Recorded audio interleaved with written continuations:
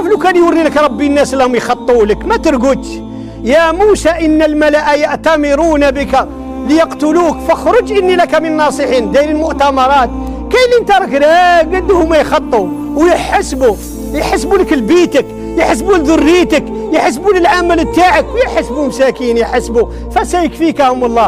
انت شادير انت ما تقابلش هؤلاء بما يفعلون. لا لا لا لا، هاو نهيت انت على الحسد تولي حاسد، وتنهي على النميمه وتولي انت نمام. لا يا اخي، انما تقابل هذا بالقلب السليم.